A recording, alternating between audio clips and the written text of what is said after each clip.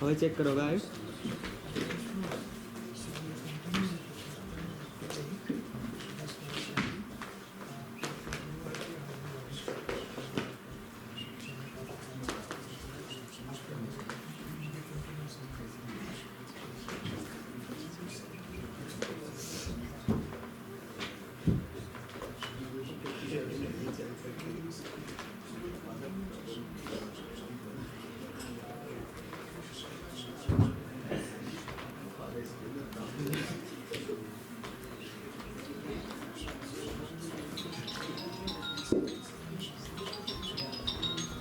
Nice. Abhi, you need few people.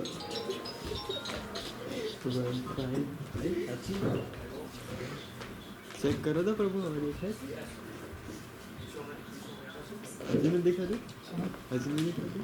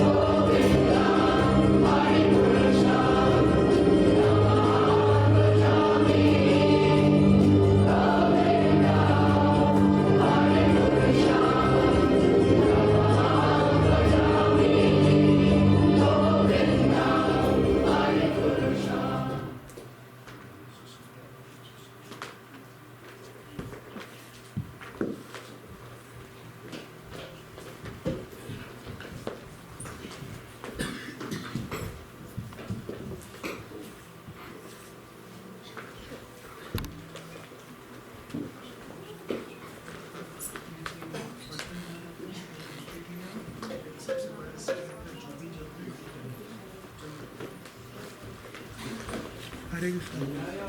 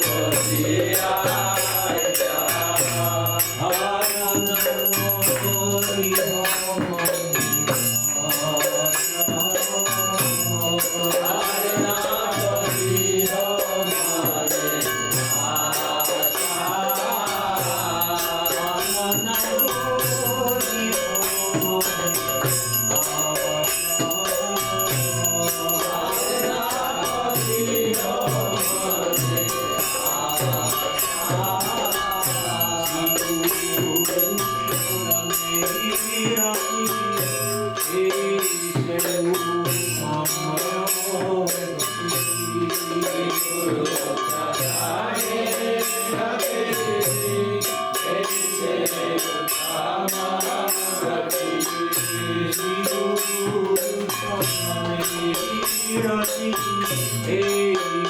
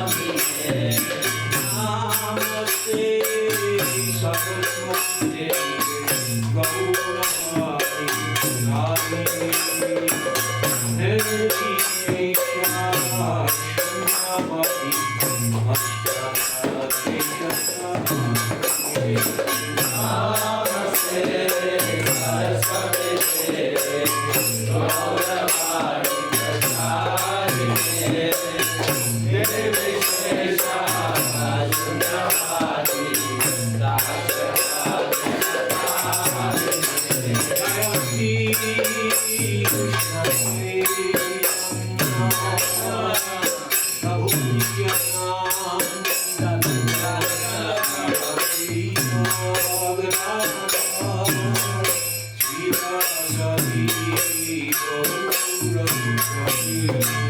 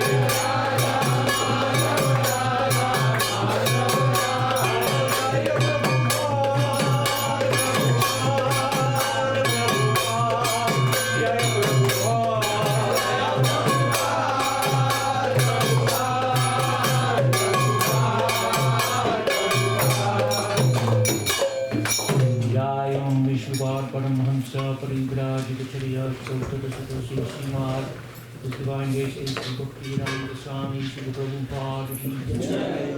Jai Nitya Lila Pravishto Om Vishnupad Paramahansa Parivrajikacharya Ashto Tadasudasi Simad Shila Bhakti Siddhanta Saraswati Goswami Maharaj Prabhupada ki jai.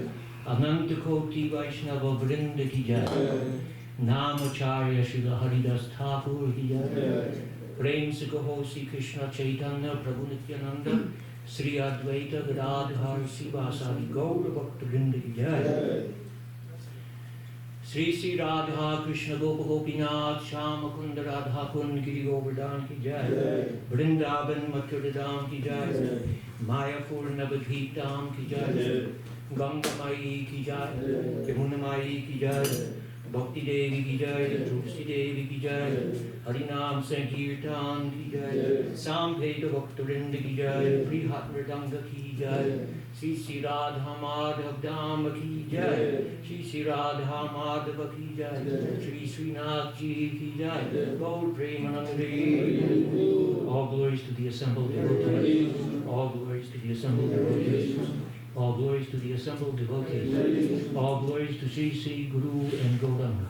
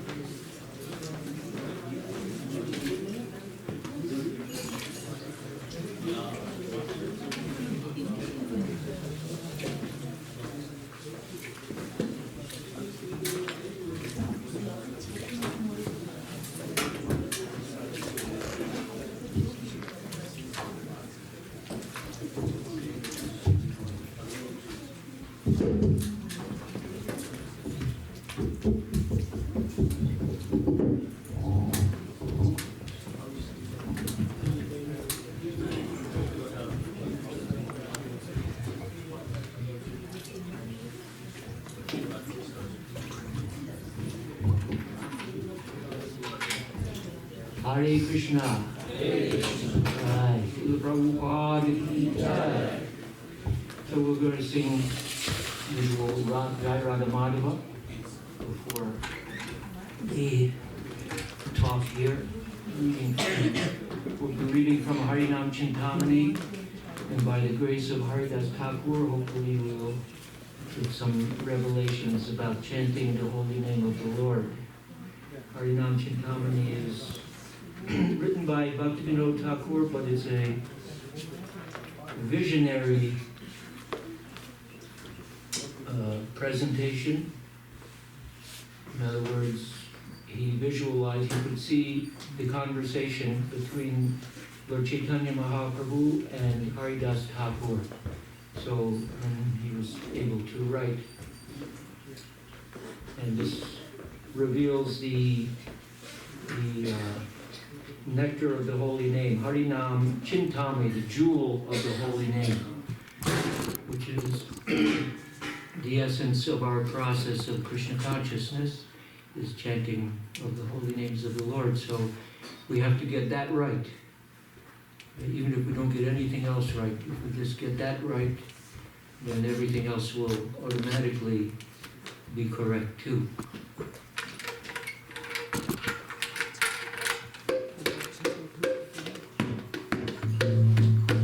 Jaya Radha Madhava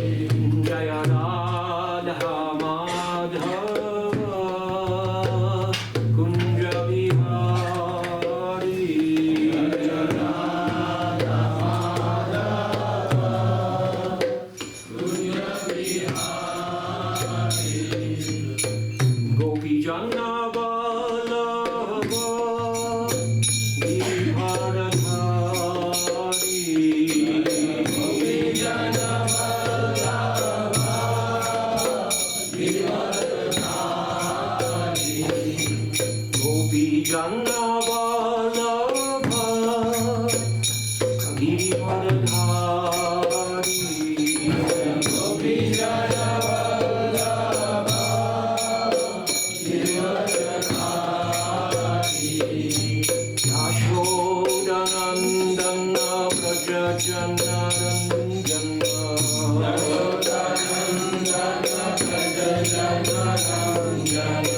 Yashodanandana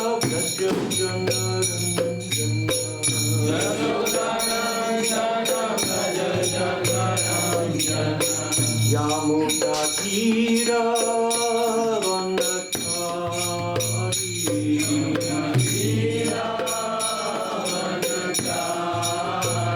Yamuna Tira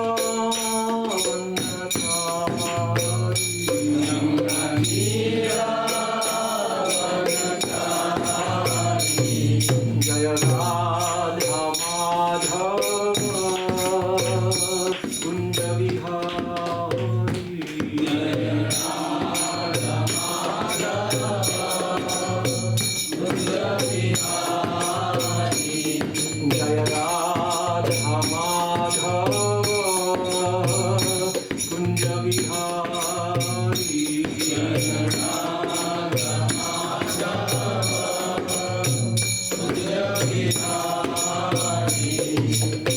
Gopi Jana Vallabha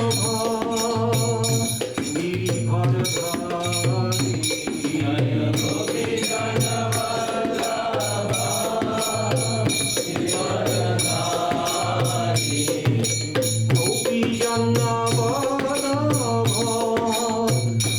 Giridharadhari Gopi Jana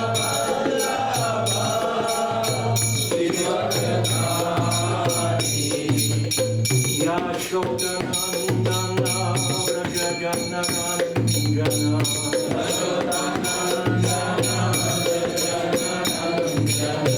Yashodanandana Vrajajanarandana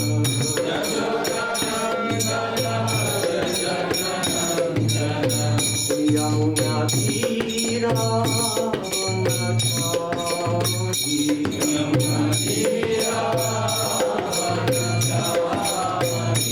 Yamuna Tira Vanatari Yamuna Tira Vanatari Jaya Radha Madhava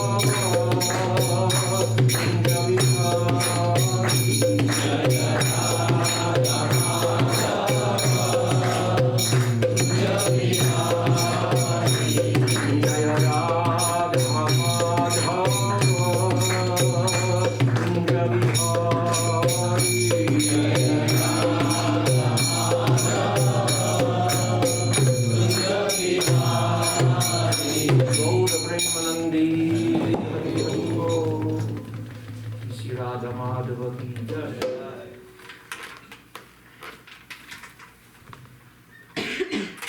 Nam Vishnu Padaya Krishna Prastaya Bhutale Sri Mate Bhaktivedanta Swami Nityanamane Namaste Saraswati Deve Gaudavadi Pracharane Nirvishesha Shunyavadi Paschatya Deshatarane Om Gyanatimirandasya Gyananjana Shalakaya Chakshurmilitam Yena Tasmai Sri Gurave Namaha Sri Krishna Chaitanya Prabhu Nityananda Sri Advaita Gadadhar Sri Vasadi Gaura Bhaktivinoda Hare Krishna Krishna Krishna Hare Hare Hare Rama Rama Rama Hare Hare.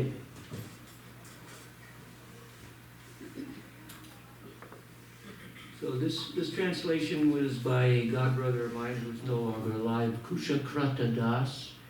He translated many books, and they are still available here and there, but not exactly in print. So this was more or less a manuscript before it was even printed, and I came into possession of this many, many years ago. And it was a great help for me, assistance for me in understanding the glories of the holy name. Because after all, we're called the Hare Krishna movement. ISKCON is just an acronym, International Society for Krishna Consciousness, but Prabhupada also called it the Hare Krishna movement because it's all about the chanting of the holy names of the Lord, the Yuga Dharma, Hare Nama, Hare Nama, Hare Nami Kevalam. In this age of Kali, there is no better way for self-realization than the chanting of the holy names of the Lord. And this is stated in many Shastras, many Vedic literatures by great authorities, Bhagavatam and other places. Krite yadyayato vishnum tretayam yajato makai dvaparam parichayayam kalo tad hari kirtanat. In the age of Satya Yuga, the process was meditation. Then Treta Yuga was yagya, sacrifice. Dwapara Yuga, the process was through deity worship. And in Kali Yuga, the chanting of the names of God. These are the recommended or authorized paths for each age for self-realization for the living entities. And the acharyas of those ages taught that, although other processes are also there, yoga and dhyana and things like that, but these were the best methods recommended. But Lord Chaitanya Mahaprabhu is very special in this particular Kali Yuga. Lord Chaitanya appears just as Krishna does, once in the day of Lord Brahma, every 311 trillion years.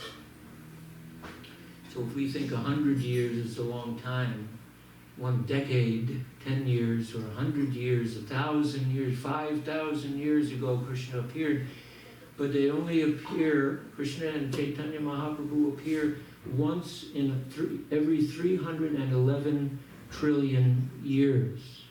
So those of us who are here sitting and listening and chanting and trying to follow this process of Krishna consciousness, we're the most fortunate because we have come into association with Lord Chaitanya's movement through Srila Prabhupada 500 years ago. It's like a nanosecond in time. And here we are getting this great mercy. So it's not only just chanting of the holy names of the Lord, but Lord Chaitanya Mahaprabhu appears to distribute Krishna Prema also. Chanting the holy names of the Lord is a process of liberation and purification, but Lord Chaitanya specifically also came. He has 3 different purposes for his appearance. One is the spreading of the holy name, but another is to distribute Krishna Prema. Namo Mahavadanyaya Krishna Prema Pradayate Krishnaya Krishna Chaitanya Namne Godatvishe Namaha. So he distributes it freely. Never been done before, except maybe the previous day of Brahma. But in this day of Brahma, it's never been done before. Never been done before with this kind of not just self-realization, not just realization of the Atma, or impersonal liberation into Brahman, or even going to Vaikuntha to be with Narayan in one of the Vaikuntha planets. This is the epitome of self-realization by becoming an associate of the Supreme Godhead, Swayam Bhagavan Krishna. It's such an opportunity that we have in this Krishna consciousness movement. If we actually understood what it was really about in complete understanding and conviction, we would be dying to get our hands on it. As was it said, if you find something of value in the marketplace, buy it immediately. So the holy name of the Lord and this Krishna Prema is so valuable, we should immediately buy it, take it, and take advantage of it. So this is the mercy of Chaitanya Mahaprabhu. So here at this Harinam Chintamani, it's said that Haridas Thakur, Lord Chaitanya empowered different representatives to do different things. Rupa Goswami taught Rasa Tattva, and Sarvabhauma Bhattacharya taught renunciation, and etc. So Haridas Thakur is exemplary as teaching the glories of the holy name, and by his, not just teaching, but by his own example. He chanted 300,000 names of the Lord every day. That's a lot of rounds. We have trouble getting 16 rounds done. Of course, he didn't have a job in the family, but still, that's still not easy to sit and chant. And as we know the story of the prostitute who came to see him, he would not give her a moment's time. Thank you.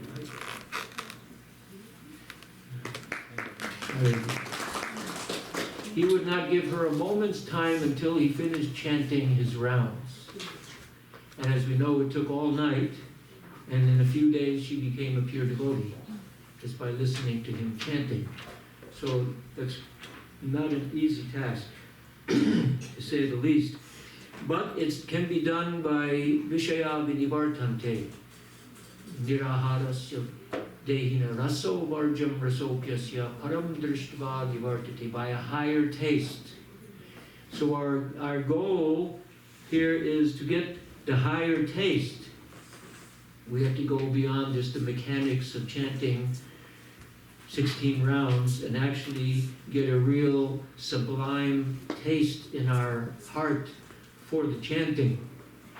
And that takes time, and there are processes for doing that, and we should also understand the things which are even keeping us from chanting properly.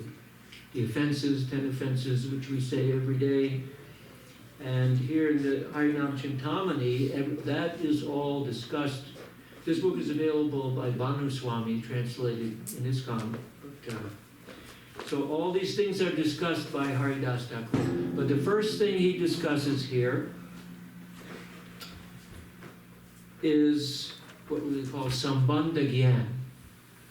And I'll just briefly go over Sambandha Gyan. Sambandha Gyan means to understand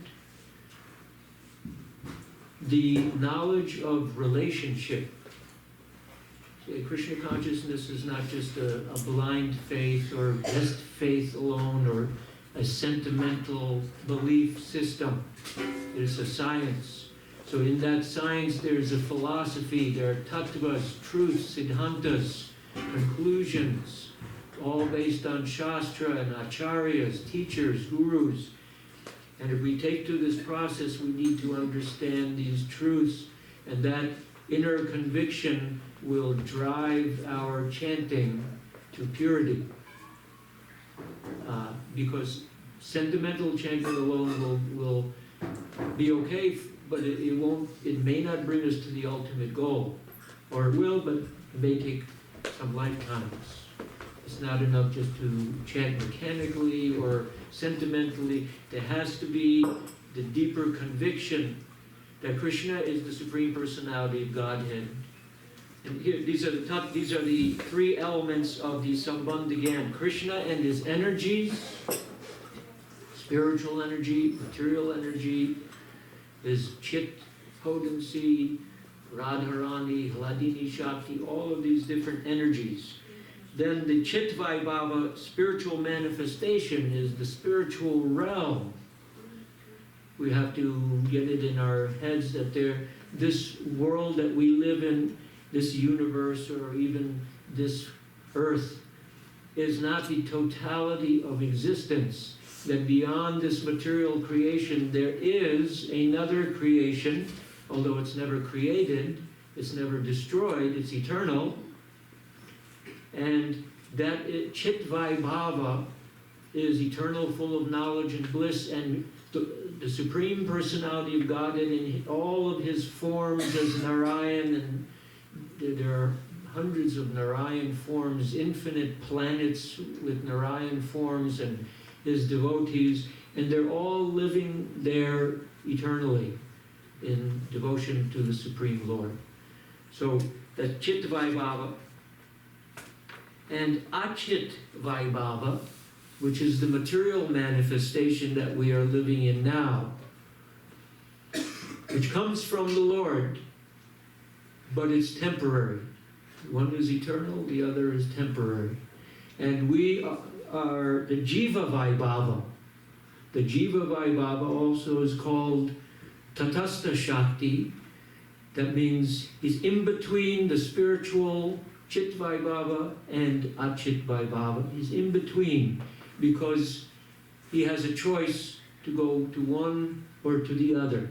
The constitution of his nature is such that he can be covered by the Achit Vaibhava and have wrong desires, wrong inclinations, and he develops a false ego identification with the body. Lord Chaitanya called this Viparyayo Smriti. Viparyayo, this is like a perverted state of consciousness. And so the whole process of chanting in Krishna consciousness is to come out of the perverted state of consciousness to the actual eternal normal state of consciousness that we are meant to have. And it's very hard to do, just like coming when you, and after you wake up at night, it's very difficult to wake up, especially at 3 in the morning, 4 in the morning, to come to Mangalarti. It's very difficult to get out of that state of ignorance and the dreams, the dreamlike condition. So similarly, this external dream that we are experiencing now in our present state of consciousness, whatever body we have, man, animal, insect, tree, plant, fish, it's a dream. It really has no existence. It just comes and it goes, and then we get another body and there's some more dreams, and then another body and some more dreams. It's all a dreaming state. So the Jiva Vaibhava is subject to this, even though by nature it's also eternal, full of knowledge and bliss, but it's because it's small. We're not God. We're in quality one, but we are in just a particle. Mamai Vangsha Jiva Loke Jiva Bhuta Sanatana. So this particle of spirit can become covered by Maya, because we have wrong desires. We become attracted to illusion. So this is the beginning of the Harinam Chintamani. Then the next chapter, Haridas Thakur explains the acceptance of the holy name. And he describes the qualities of the holy name, the glories of the holy name, Nama Chintamani, Krishnasya, Chaitanya Rasa Vigraha, Purna Shuddho Nitya Mukto, Dinatvam Nama Naminaho. The glories of Nama Chintamani Krishna is like a jewel, a wonderful jewel. Krishnas, the name of Krishna. Nama Chintamani Krishna. Chaitanya Rasa Vigraha. It's a Chaitanya full of consciousness. It's not material. It's spiritual conscious. Chintamani Prakara Sadbasu. It's like a spiritual gem. Chaitanya Rasa Vigraha. Purna Shuddho Nitya Mukto, it's complete, it's transcendental goodness, Shuddho, Nitya Mukto, eternally liberated, Binatvam Nama Naminaho. So the glories of the holy name are infinite, it's non-different from Krishna. When we hear the sound of Hare Krishna, it's not in the material world, but because our consciousness is covered by, we'll read later, clouds and mist. The clouds of anarthas and the mist of ignorance, the clouds cover the sun of the holy name in the same way that clouds cover the actual sun. So the holy name is pure, but some clouds are covering our actual vision and experience. So we have to remove the clouds and let the sun shine into our heart. That's the process of cleansing. So what I want to read here, I don't know if I'll get through the whole chapter. This is a chapter on Namabas. Everyone's heard Namabas. Abbas means like a reflection. It looks similar. It may appear to be similar, but it's like a reflection.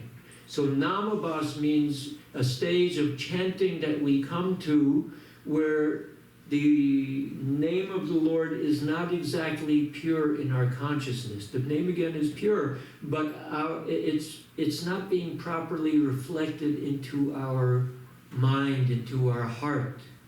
So Namabas is that stage where we're chanting, but we're not getting the full effect yet. Sometimes we feel, sometimes we don't. More than often we don't. And we have to force ourselves to chant our rounds. We still have to do it. We have to do it, even if it's mechanical sometimes. We've made a vow to our guru, or to ourselves even, that I'm going to chant the names of the Lord so many times a day. So we have to continue, even if it's mechanical. But as we will come to understand more, there is another stage called Shuddha Namabas. Not Shuddha.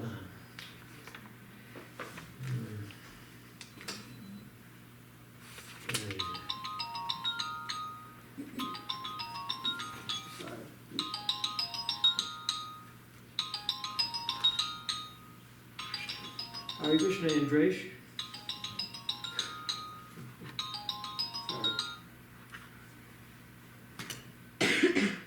Anyways, another stage where we recognize the anarthas and the ignorance in our heart, but we know the holy name is pure, and we keep trying to chant purely. We keep making the effort. So this chapter, Namabas, I'm going to read. Maybe I'll stop and comment here and there. Glory to Gadai and Gauranga and to Nityananda, the life of Janava. Glory to Sita and Advaita and to Srivas and all the devotees. So remember, Haridas Thakur is speaking to Lord Chaitanya Mahaprabhu. Sri Chaitanya Mahaprabhu, being merciful, lifted Haridas up with his own hands and said, "Listen, Haridas, to my words. Now explain in detail the meaning of Namabas. If one understands thoroughly Namabas, one's chanting of the holy name will become pure. Then by the power of that pure chanting, he will end this material existence. The holy name, like the sun, extinguishes the darkness of Maya or illusion. However, sometimes clouds or mist cover the sun from the viewer, so that only a portion of light comes through. We all have that experience. Sometimes we feel some change in our heart from chanting. Sometimes we have difficulty and our mind doesn't control, we can't control our mind or our thoughts. And in the same way, when ignorance and anarthas predominate, the sun of the holy name becomes covered, and only a portion of the full effect of the name is felt. Therefore, in some cases, the holy name will appear in full force in the heart of the chanter, but in other cases, clouds of ignorance and anarthas will minimize the effect of the name on the chanter. What is ignorance? Ignorance is of three types. So try to hear this attentively, remember these things, because when things come up in our mind, in our consciousness, we say, oh, like you have to become your own doctor. We go to a doctor when we get sick, and he analyzes and comes up with, tells you what's wrong with you.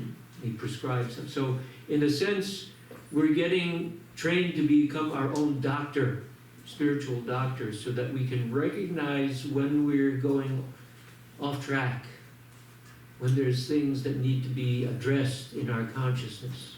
So Ignorance is of three types. If one does not know the true spiritual nature of the holy name that one has accepted, this ignorance of the name, like mist, leads one into darkness.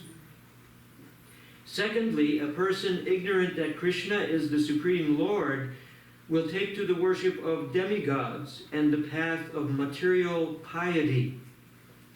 Thirdly, one who is ignorant of the transcendental nature of his own self, Jivatma, an infinitesimal part of Krishna and his world, takes shelter of the world of impermanence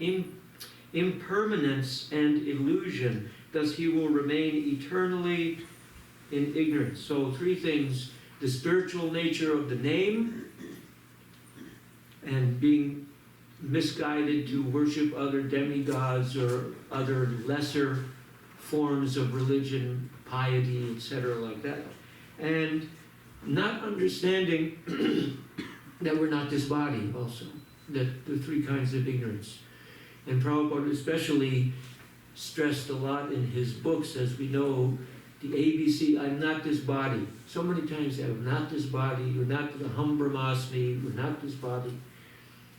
So, those are three kinds of ignorance. When the Lord had finished, Haridas said, "Today I am most fortunate, for from my mouth the Supreme Lord himself, Sri Chaitanya, will hear about the holy name."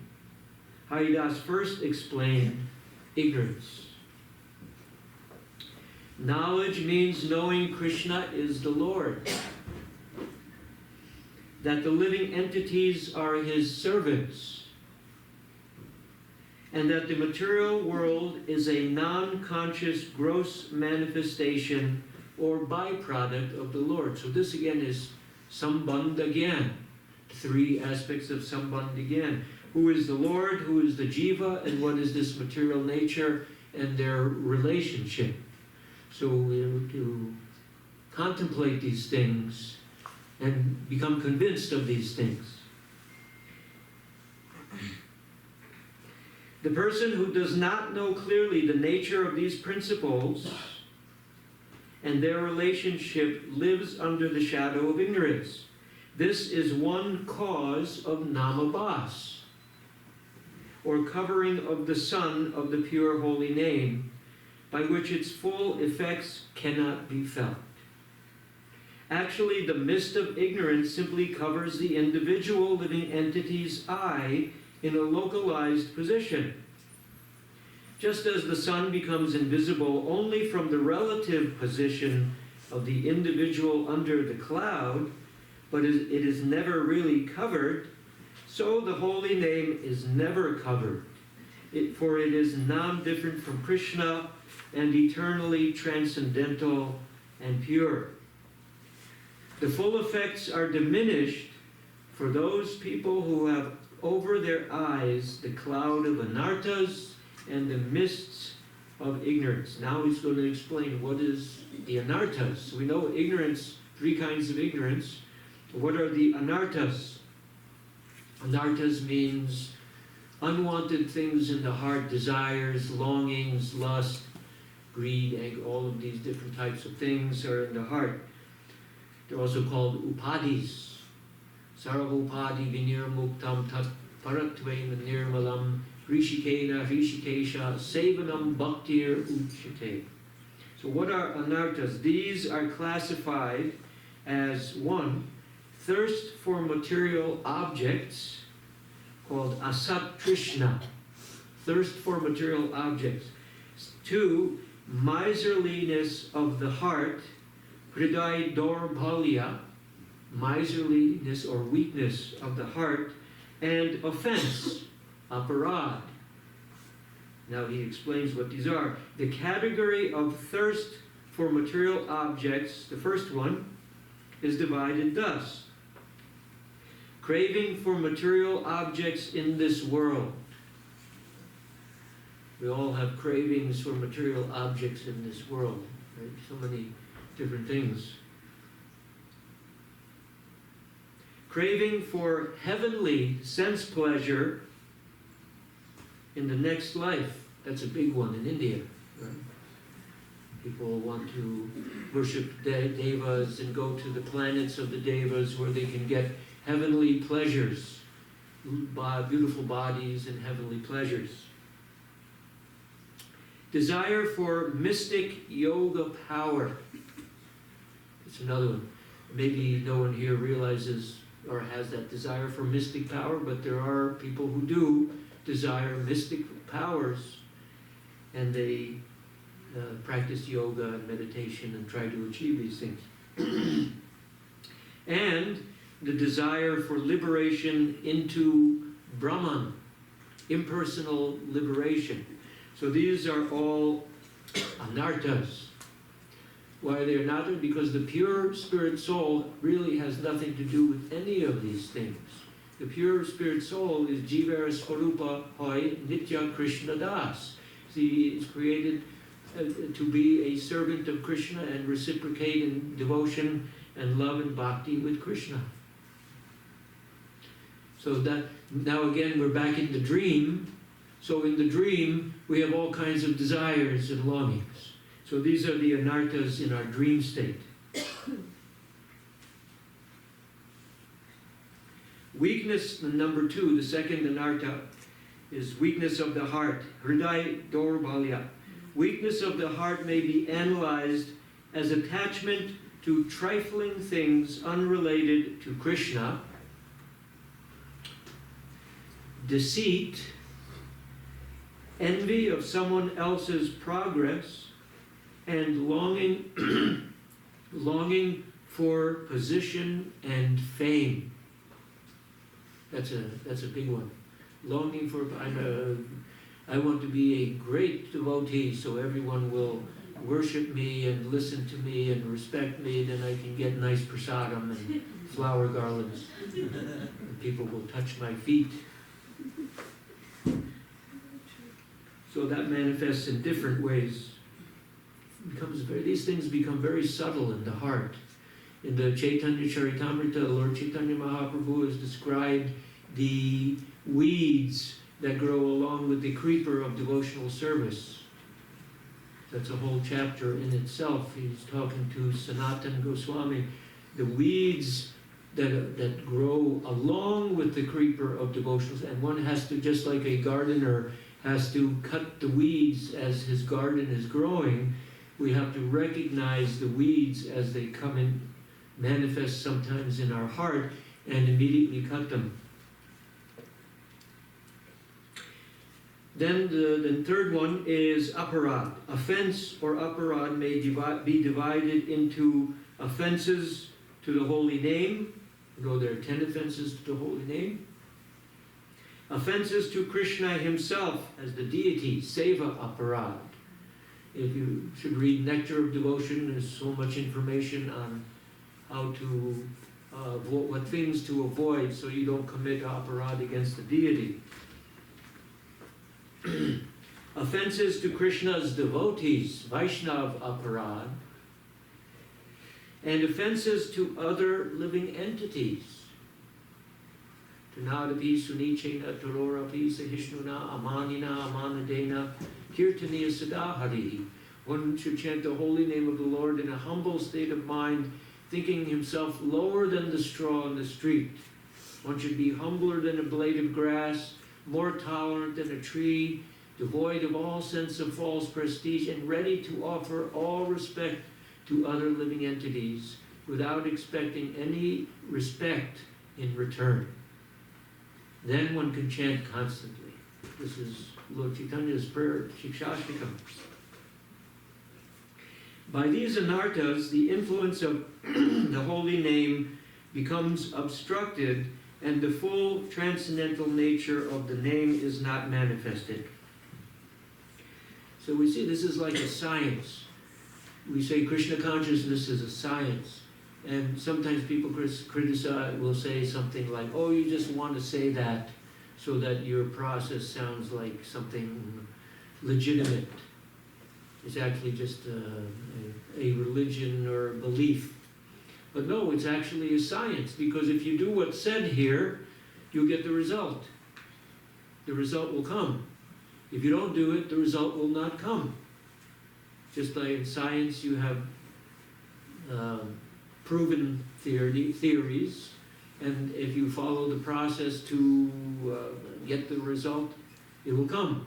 Mix this, mix that, do this, do that, and the result is there. So this is an internal science. It is an internal process.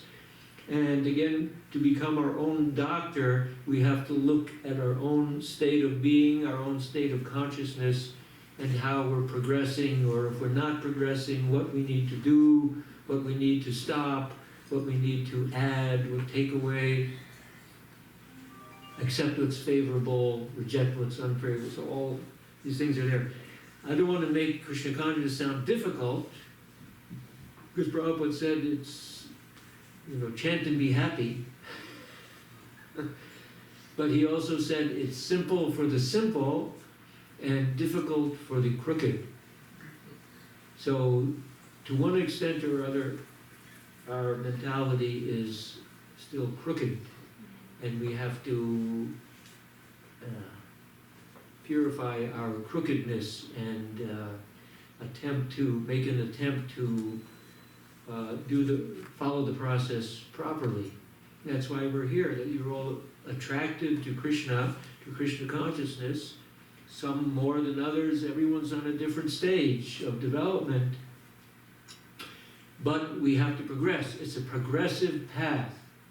It's a progressive path leading to what I said earlier, Krishna Prema, what Lord Chaitanya Mahaprabhu has given. We want to attain Krishna Prema, and we have to persevere and have determination and resolve and all of these elements in our participation in our experiment, our scientific experiment, to get the result.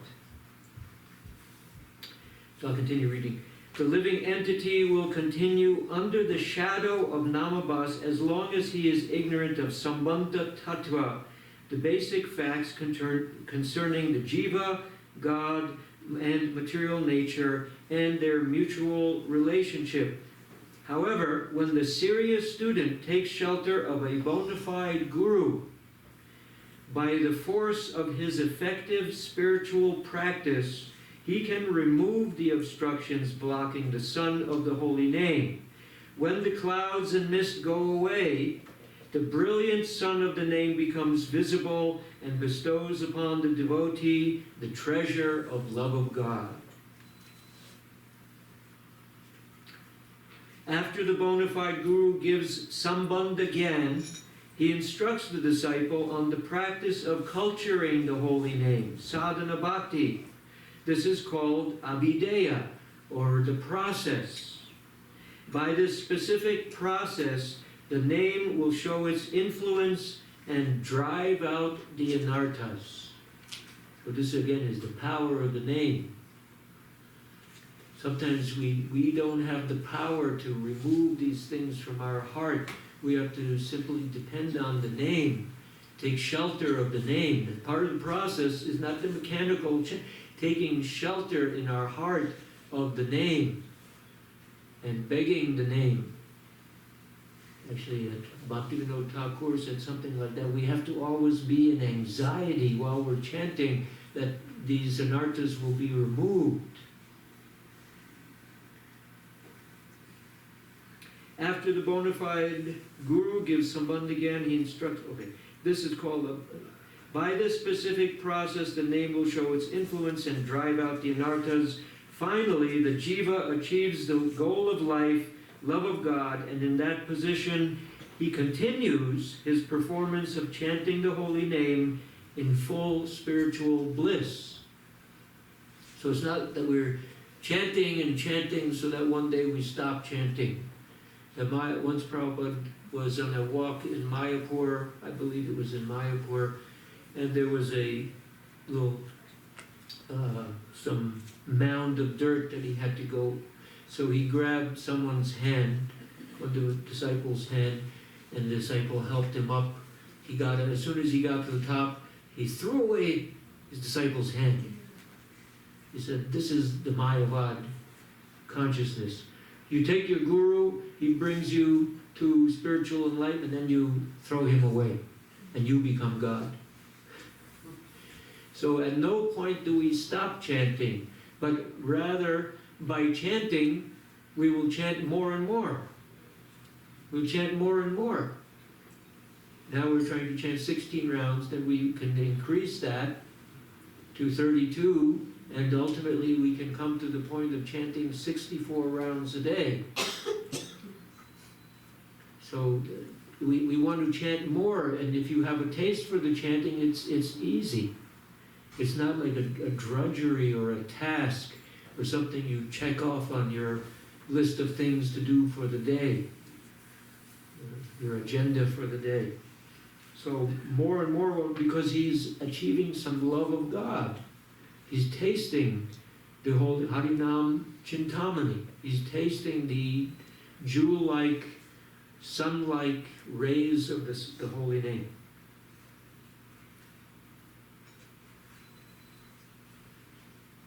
The ignorance of correct knowledge is explained as follows. The living entity takes shelter of the bona fide guru.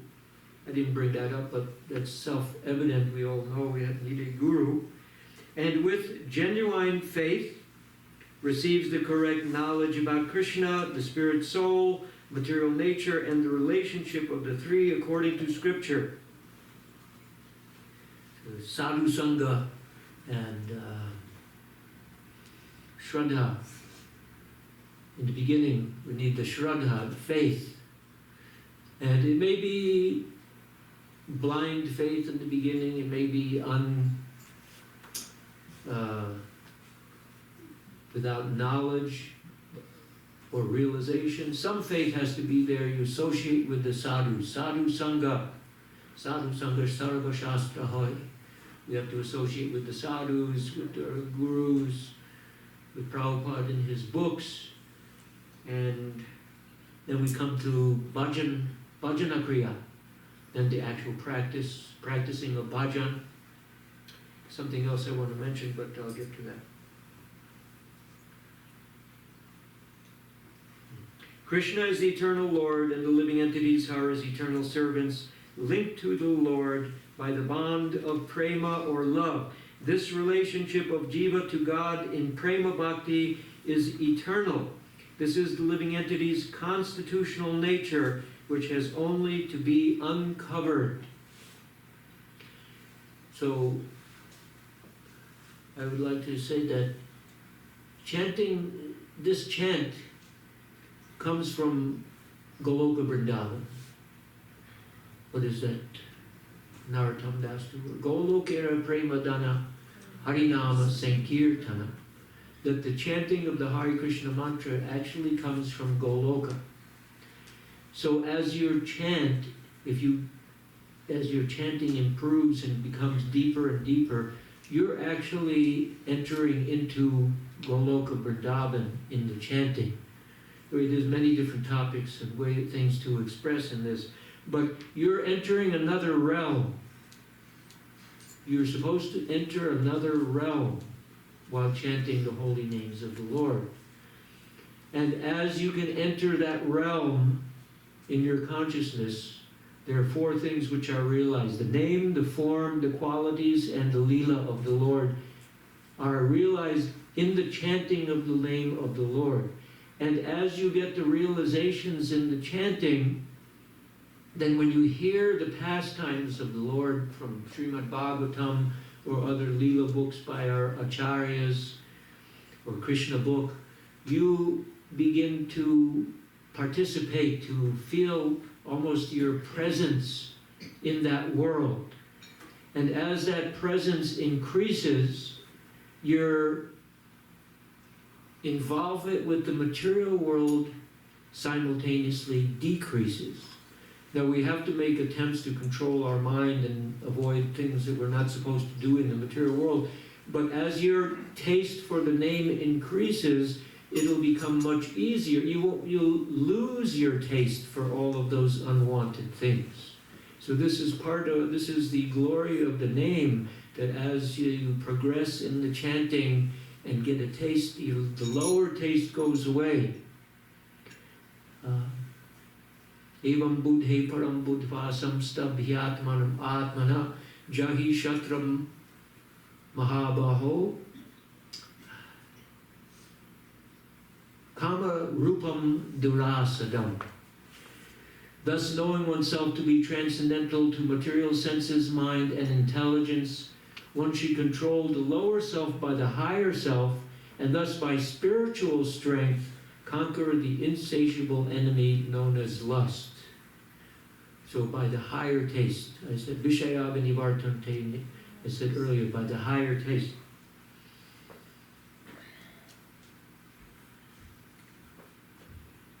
However, when the jiva forgets that he is the eternal servant of Krishna, he comes into the material world looking for happiness, but this universe of illusion is the prison house for the jivas, acting as the remedial or reformatory process by punishing the jivas for turning away from Krishna. The material world is meant as a place of purification. By the mercy of the pure Vaishnava devotees of the Lord, if the jiva takes up Krishna Nam with correct knowledge of Sambandha, then he will certainly attain the great treasure of prema, the perfectional activity of the living entity. At that time, even liberation of merging into the Lord's effulgence becomes detestable. But as long as the transcendental knowledge of Sambandha is not accepted, the anarthas, the clouds, and the ignorance, the mist, must remain, and the person will continue on the platform of namabhas. Though the person chants, the effect is limited. However, actually he goes into now the benefits of namabhas. It's actually a good stage. It's not the perfectional stage, but it's better than nam aparad, which is the lower stage where you're committing offenses unknowingly or knowingly. Namabhas is the stage where it's called the clearing stage, because you're aware of what the offenses are, you're aware of the sambandha gyan, and you're trying very hard to avoid all of these bad things. So it's actually a very good stage. What are the effects of chanting in namabhas? By chanting in namabhas, all sinful effects are destroyed, and one can attain liberation from the material world. He's not talking about Vaikuntha liberation or Prema Bhakti. He's talking about liberation, impersonal liberation. All the effects of Kali Yuga are overcome. By chanting at this stage, all anxieties will go and peace can be obtained. Evil influences of ghosts, demons, spirits, and unfavorable planets are also nullified. Even the residents of hellish planets can achieve liberation by chanting in namabhas, for namabhas destroys the effects of sinful activities already committed, prarabdha karma. For these reasons, namabhas is even more powerful than the Vedas and all the holy places. It surpasses all the materialistic pious activities of karma kanda. Because the holy name is invested with all Krishna's transcendental energies, even by chanting in namabhas, one can attain the goals of dharma, artha, kama, and moksha, the cherished aims of the varnashram system. This chanting can give one the position of happiness in the material universe. It is the only resort for the helpless. One can go up to the border of the Vaikuntha planets by this chanting. Scriptures recommend the name as the process for Kali Yuga in particular.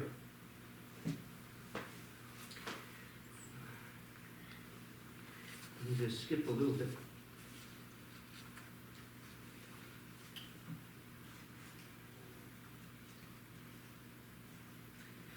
And he describes different types of namabhas. I will quickly say, Saketas, Parihasa, Stobha, and Hela. Chanting indirectly is a form of namabhas. And each one of these forms of namabhas, some of them are closer to the pure holy name and some are further from the holy name. So I'll describe quickly. Sanketa is indirectly, means that one chants the name of Vishnu or Krishna with a material conception, or chants the holy name unintentionally while thinking of some other object. I always love when we're traveling on our TOVP tour and you see something like Bolarama. So the name Rama is there. I saw one place, so it started with Rama something or other. So the name Rama is there. They're chanting Rama every time they think of Bolarama or this Rama or that Rama. Isn't there a Ford car? The name something, the Ram.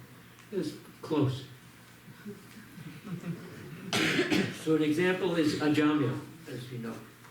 An example of the second type is the Yavana, who chants Haram when dying. Anyway, Parihasa is the second, which is joking. When we're out in Harinam, we say, oh, there's the Hare Krishnas. Hare Krishna.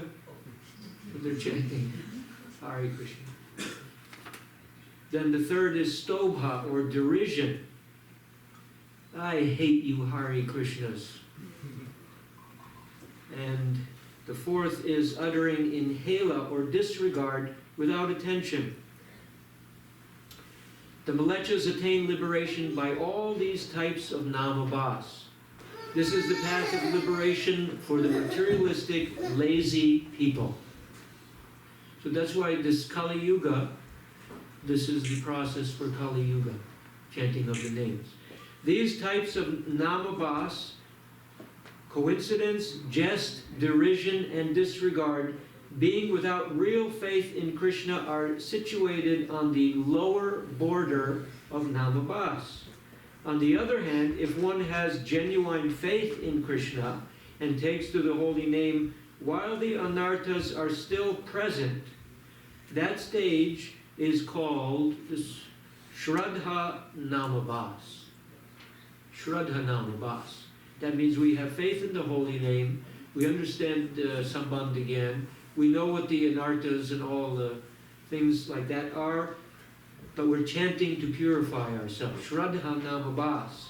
Since even by chanting in Namabhas without faith, one can attain liberation, how can one describe the results of chanting in Namabhas with faith? By chanting in Namabhas, one can get everything except prema. Shall we continue? 5 more minutes. If one gets to the point of Shraddha Namabhas, quickly the anarthas will go and the pure name will be revealed. Chanting the pure name, Shuddha Nam, one will certainly get prema very quickly. It may be concluded, therefore, that Namabhas itself cannot give Krishna prema, but by progressing from this stage to the stage of Shuddha Nam, by means of following the rules of sadhana as laid down by the Guru, one can get love of God.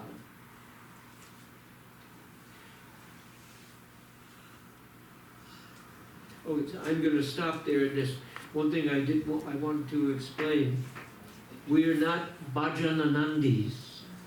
Prabhupada used to say that. We are not Bhajananandis. We call ourselves Goshtianandis. So, although there is a very deep process in the chanting of the holy name that we all have to perform, at the same time, a Goshtianandi is someone who is concerned about the liberation of other conditioned souls. So, therefore, we have a preaching movement. We have a mission that Prabhupada gave us. And there's so many aspects to that mission. preaching Harinam, book distribution, prasadam distribution, festivals, deity worship. These are all part of Goshti Anandi process. Otherwise, a Bhajananandi can live in a hut or a cave, but we can't. Maybe later. Prabhupada said, work now, samadhi later. Work now, samadhi later. So this is a very good strategy, because the work process, you could say it's like karma yoga, action in Krishna consciousness, working for Krishna, yagyarta karmano nyatra. We do everything for Krishna. This is a general process for all living beings. And by doing and we've connected this process of, let's say, partly varnashram, but the yagyarta karmano nyatra loko yam karma bandhana. Prabhupada has very ingeniously made the elements of the Krishna conscious movement and all the work that we have to do to maintain the organization as devotional service, as purifying activities. And those purifying activities will help us to chant more purely. So it goes hand in hand. It's also described as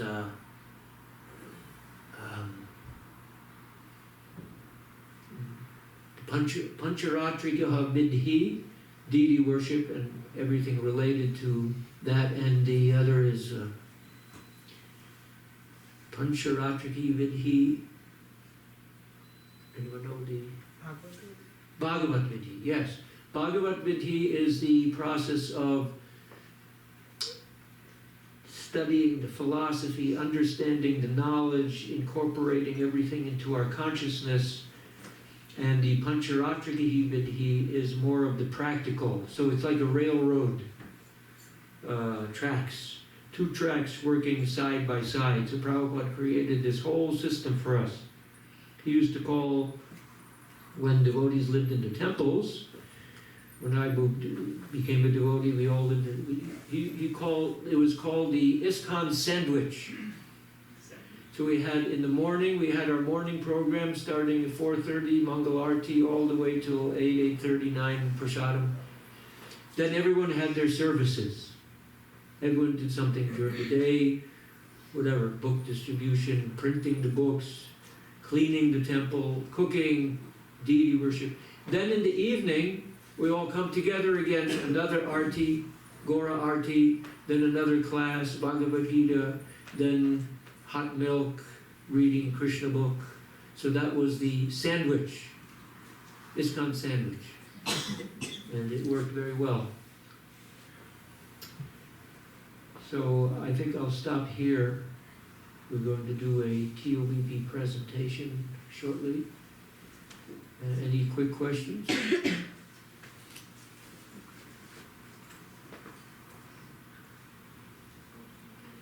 So now the path is outlined, right? Is it clear? We have to chant purely without offense the holy names of the Lord. So let's finish with the 10 offenses. And there's one shloka which we like to chant. Bahu Janma Kariyari Shravana Kirtana Tabutana Paya Krishna Pade Premadana. If one is infested with the 10 offenses and the chanting of the Hare Krishna mantra, then despite his endeavor to chant the holy names for many births, he will not get the love of Godhead, which is the ultimate goal of this chanting. So offense 1, to blaspheme the devotees who have dedicated their lives to propagating the holy names of the Lord. Offense 2, to consider the names of demigods such as Lord Brahma, Lord Shiva to be equal to or independent of the names of Lord Vishnu. 3, to disobey the orders of the spiritual master. 4, to blaspheme the Vedic literature or literature in pursuance of the Vedic version. 5, to consider the glories of chanting Hare Krishna as imagination. 6, to give some mundane interpretation on the holy names of the Lord. 7, to commit sinful activities on the strength of chanting the holy names of the Lord. 8. To consider the chanting of Hare Krishna as one of the auspicious ritualistic activities of the Vedas, outlined as fruitive activities. 9. To instruct the faithless about the glories of the holy names. And 10. To not have complete faith in the chanting of the holy names, and to maintain material attachments even after understanding so many instructions. It is also an offense to be inattentive while chanting. Hare Krishna, Krishna Krishna, Hare Hare, Hare Rama, Rama Rama, Hare Hare. Srila Prabhupada ki jai, Srila Haridas Thakur ki jai.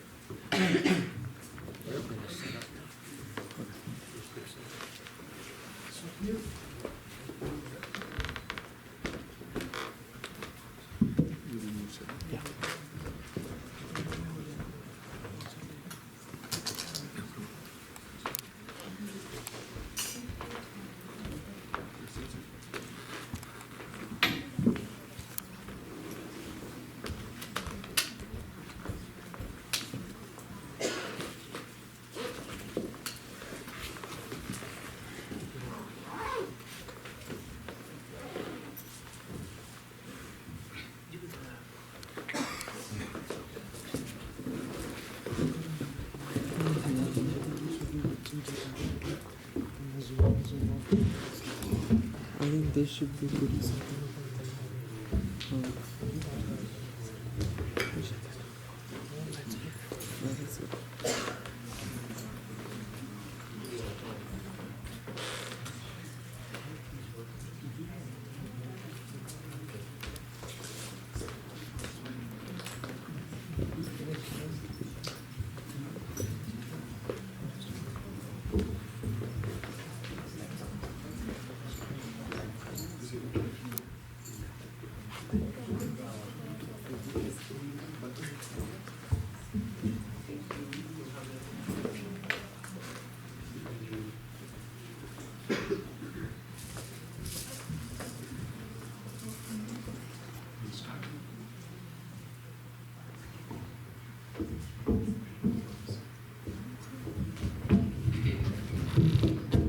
You can play it here.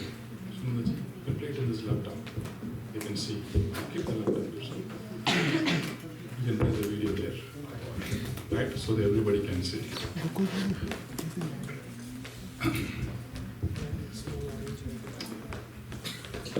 Namo Vishnupadaya Krishna Prashtaya Bhutale Srimate Bhakti Vedanta Swami Niti Namine Namaste Saraswate Deve Gauravani Pracharine Nirvisesha Sunyavadi Pashtatate Shatarine. Hare Krishna. Hare Krishna. Srila Prabhupada ki. Thank you all so very, very much for coming and participating in this amazing program, the Temple of Vedic Planetarium presentation. Can you come a little bit closer? Because we don't like Nirvisesha and Sunya, there's too much void in between us. Right? Yeah.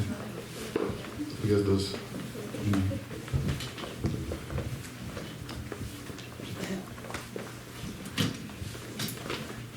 They told me that this is a youth program, right? Is that?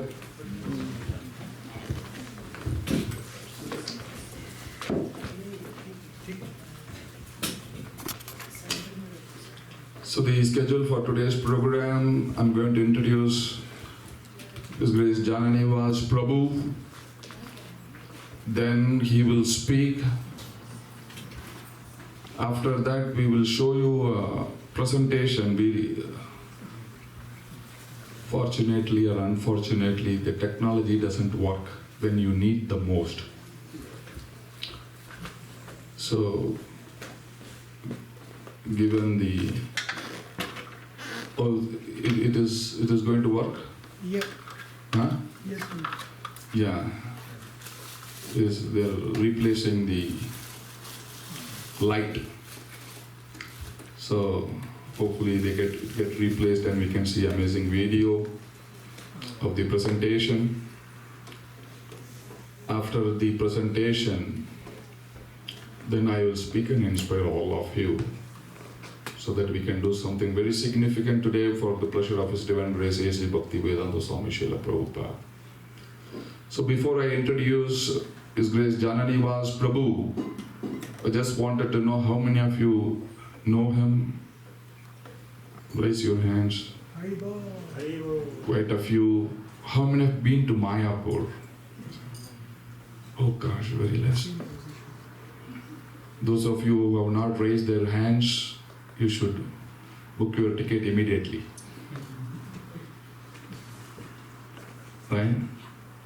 It's very, very important. It's the birthplace of Lord Chaitanya Mahaprabhu, where we are building the world's largest temple.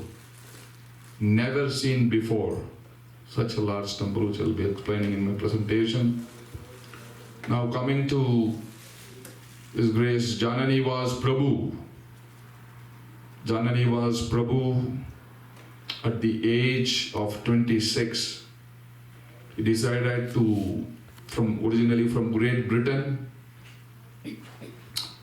so he decided to go on the path of searching for the absolute truth. So he told his brother Pankajamuri Prabhu, so let's go on this searching for the absolute truth. So his brother said, let's go to Israel. Jananivas Prabhu said, no. Let's go to India, where we definitely can find the absolute truth. So both of them, they hitchhiked from Great Britain to Afghanistan, Pakistan, Punjab, and he came to Rishikesh in search of absolute truth. He was a yogi there in Rishikesh. He was called Yogi John. His name was John Louis Worthington. He was called Yogi John in the Rishikesh.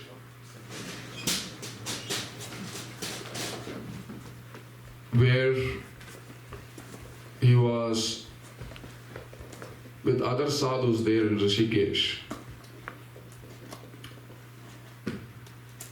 Then from Rishikesh, he went to Jagannath Puri to see the festival of chariot, the largest Rath Yatra being held. So from Rishikesh, he came to Jagannath Puri to see the Jagannath Cart Festival, where he saw the Hare Krishnas looking very strange, with strange clothes, right? You guys are not wearing strange clothes, but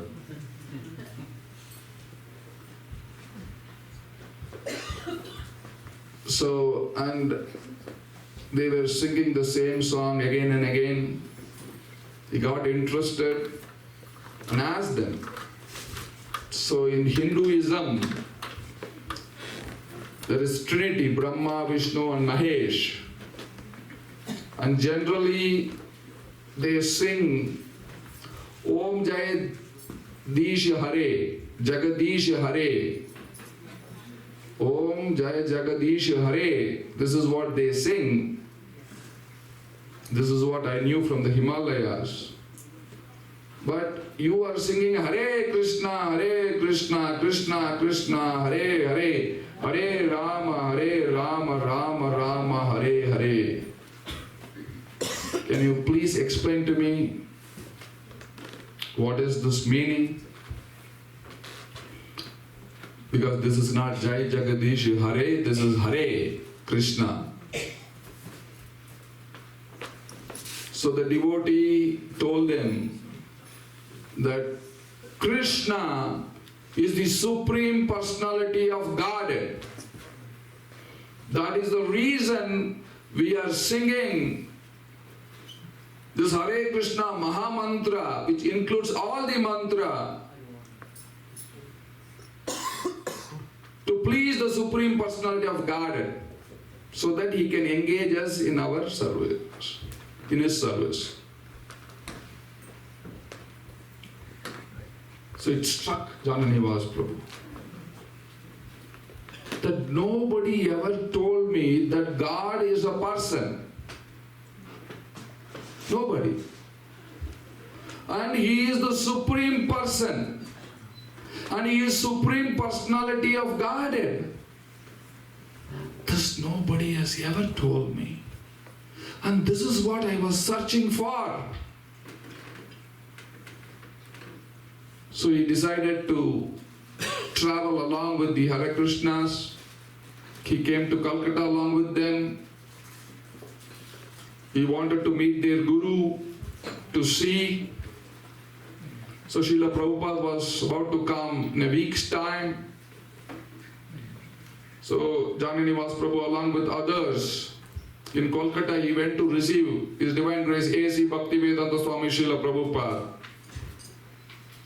So when he met Srila Prabhupada for the first time, he said, He is the one I have to surrender my life. Because He saw me completely through and through. And I want to give my life, surrender my life to Him. He can teach me the absolute truth. He knows the absolute truth. He can teach me the absolute truth. So he surrendered to His Divine Grace A.C. Bhaktivedanta Swami Srila Prabhupada. From Yogi Jan, he became Jananivas Prabhu.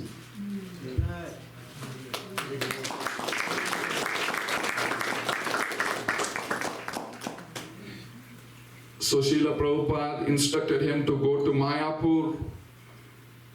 Said, there is our world headquarters. Please go and worship Shri Radha Madhava.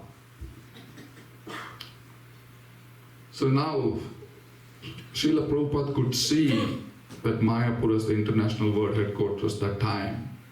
And he gave all the plans how to develop Mayapur as a world headquarters. But Jananivas Prabhu, when he went to Sridhar Mayapur, it's just a straw hut. There is nothing there. It was rice field full of snakes, cobra mainly. And it was a straw hut. And Srila Prabhupada said, this is our world headquarters. There was no facilities there. Very austere in the 70s, very, very austere.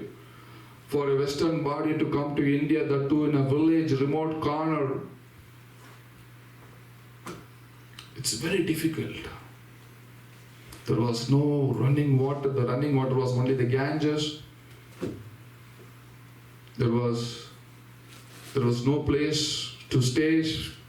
Srila Prabhupada said you can stay where the deities stay. The Bhajan Kutir itself, everybody stayed. There was, you say here, washroom, right? There was nothing to wash, and there was no room. So everything was in the nature. So it was so austere. And nobody used to come there those days. Srila Prabhupada used to say, why they are not coming? Why they are not coming? Why they are not coming? So Jananivas Prabhu stayed there, worshipped Shri Radha Madhava along with his brother Pankajamari Prabhu. And Srila Prabhupada told him to train pujaris. 3 times, train pujaris, and train pujaris. So he took this personally and started Mayapur Academy to train all the pujaris. He has trained thousands and thousands of pujaris all over the world. We are telling Dwarakadish Prabhu also that you should come and learn from there so that he can perform his service very nicely. So thousands of pujaris has been trained all over the world. They are worshipping, spreading Sanatan Dharma in every town and village. And today in Mayapur there are 6 million visitors who visit Sridham Mayapur just to take the darshan of Shri Shri Radha Madhava. Here also you have Shri Shri Radha Madhava, most beautiful deities, amazing deities. I've been here in 2015, now 2024. The beauty is ever increasing. Amazing, beautiful deity. You are all very fortunate to worship the husband of goddess of fortune. Shri Shri Radha Madhava here. Probably this is the gateway in Calgary or in Canada to Sridham Mayapur, this temple. So that beautiful darshan of Shri Shri Radha Madhava, Shri Shri Panchatattva, Shri Prahlad Narsingadev and His Divine Grace A.C. Bhaktivedanta Swami Srila Prabhupada was brought to the whole world by Jananivas Prabhu and his team under the instruction of His Divine Grace A.C. Bhaktivedanta Swami Srila Prabhupada.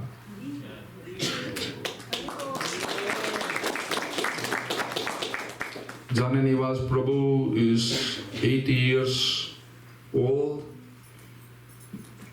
with so many health challenges, traveling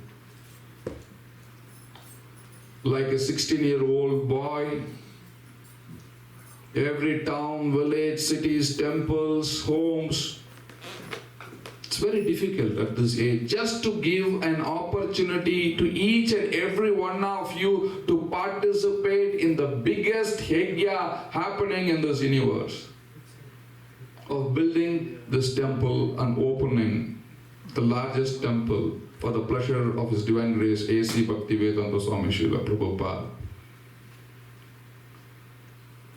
So let us all welcome His Grace Jananivas Prabhu by chanting one time Hare Krishna, Krishna Krishna, Hare Hare, Hare Rama, Rama Rama, Hare Hare. Over to His Grace Jananivas Prabhu K. Thank you.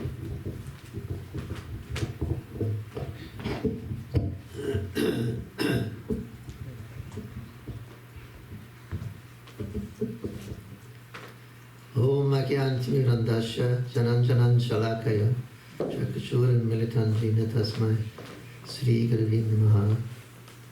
Jaya Sri Krishna Chaitanya Prabhu Nityananda Sri Advaita Gadadhara Shivashari Gaur Bhakta Vrinda. Hare Krishna, Krishna Krishna, Hare Hare, Hare Rama, Rama Rama, Hare. So thank you very much for your invitation to this wonderful temple, and nicely decorated and beautiful deities. Thank you, Rama.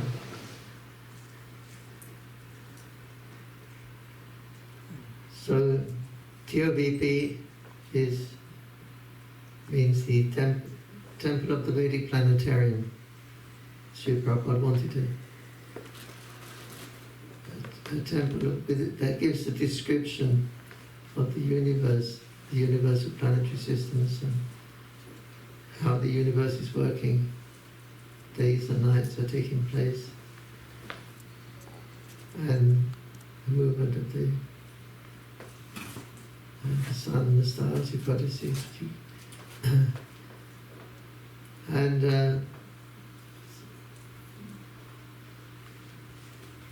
is the world flat or is it round? So it will present all these things, like Prabhupada said, I wanted like hanging like a chandelier, like hanging there, and it should be a dome, a big dome temple. So that's what you've seen the pictures. There's a dome, and inside that dome is hanging a chandelier, and all the planetary systems are moving. And so this is like it's an eye-opener for modern science, because they have no really idea. Does the world go on forever, or does it have an end? So all these things that modern science don't really know about, that will be presented in this TOVP, to enlighten the world that knowledge from the Vedas is absolute, it's pure knowledge, and if we take knowledge from the Vedas, then it's sure to be correct. So, Mahaprabhu had a desire. Adbhut Mandir Hoibi Prakash Gauranga Nitya Seva Hoibi Prakash. That Srila Goswami was making Prikram with Nityananda Prabhu. And Nityananda Prabhu instructed Sri Jiva that at this place an astonishing temple will appear.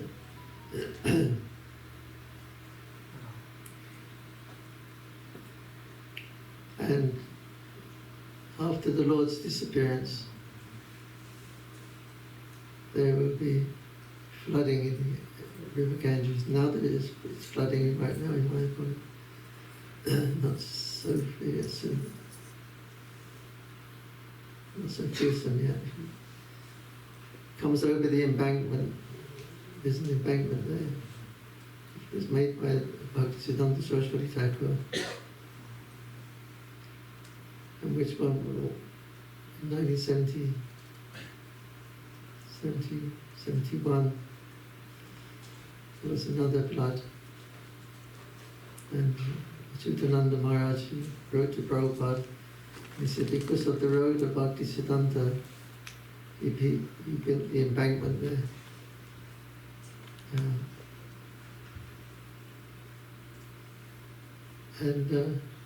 He built that embankment, and so it was acting like as a barrage for all the water, so the water couldn't come in the property. So anyway, Chutananda, he wrote to Prabhupada and said, the road that was built, the barrage that was built by Bhaktisiddhanta Saraswati Thakur it's saving our property, where our property wasn't getting flooded because of this barrage. And Srila Prabhupada wrote back and he said, yes. He said, the path of Bhaktisiddhanta Saraswati Thakur is saving millions and millions of souls. So that was his vision. Nityananda Prabhu said after that, for 100 years after Mahaprabhu leaves these pastimes,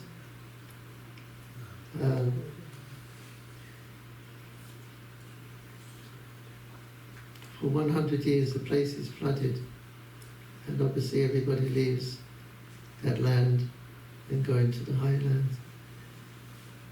And after 100 years, it's not flooding anymore, but Ganga Devi is constantly moving, twisting like a snake, washing all the pastime places away, and everything gets covered by the movements of the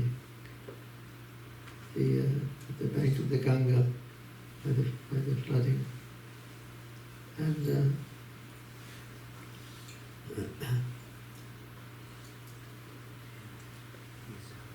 everything gets lost and covered. The pastime places are lost. Even the birthplace of Lord Chaitanya, which is in Sri Mayapur, that also gets covered. That was also rediscovered quite recently by Srila Bhaktivinoda Thakur, who said that this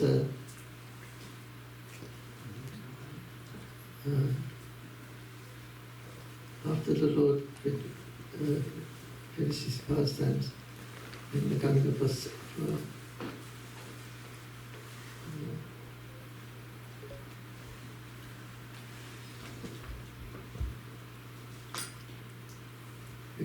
Ganga Devi Ki Jai.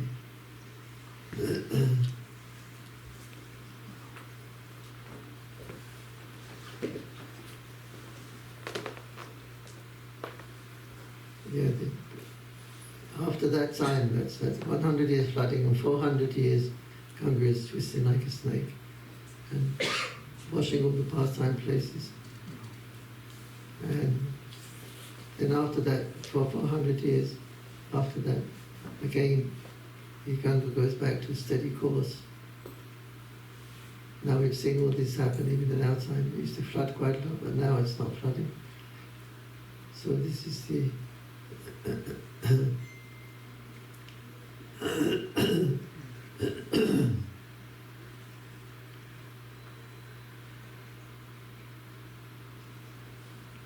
so yeah, after that, for 500 years, again the Ganga go back to a steady course, and people again will come and live in Mayapur as before, and they will build houses and they will build temples. If you go there now, you can see it's quite plain. It's more or less a city now. We have villages, Goshala Paramati.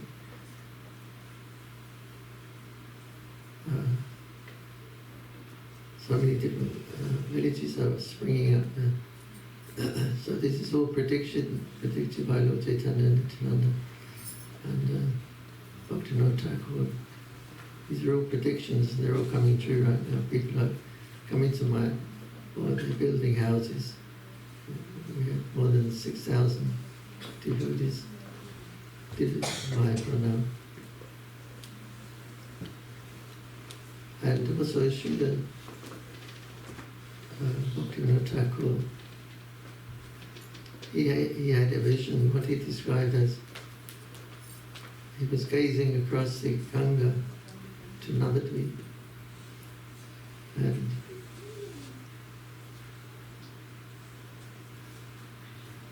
he was gazing across the Ganga, and he said, what he saw, he said, I can see a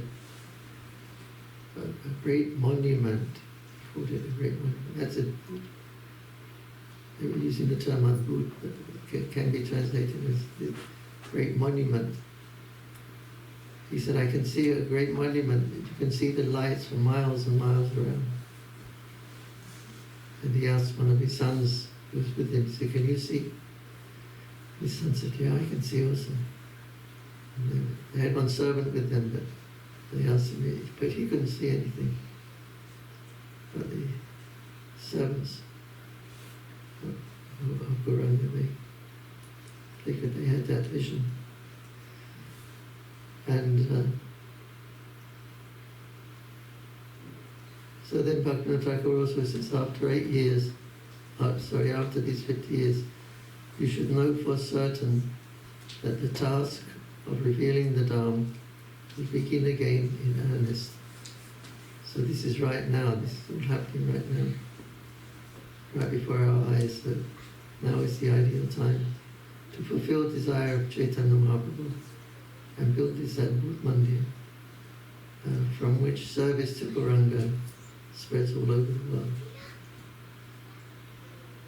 So service to Gauranga is what we need. Gauranga Mahaprabhu is the Yuga Avatar for the age of Kali, and he has come personally to establish the Yuga Dharma, and he chose to appear in Sri Mayapur. And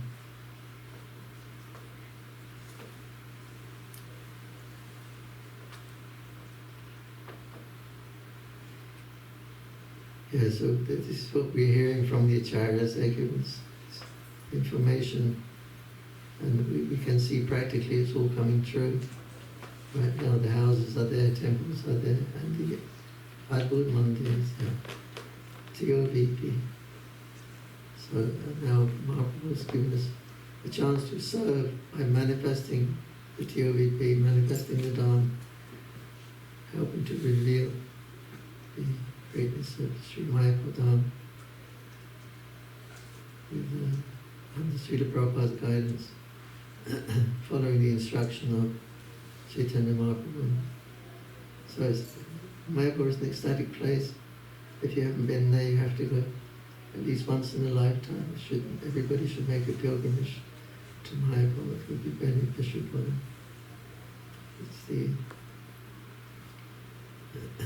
It's the establishing the Yuga Dharma, the chanting of Hare Krishna, Krishna Krishna, Hare Hare, Hare Rama, Hare Rama, So please participate in manifesting the Lord's desires and Prabhupada's desires, and you will be satisfied, and others will be satisfied. Thank you. Hare Krishna.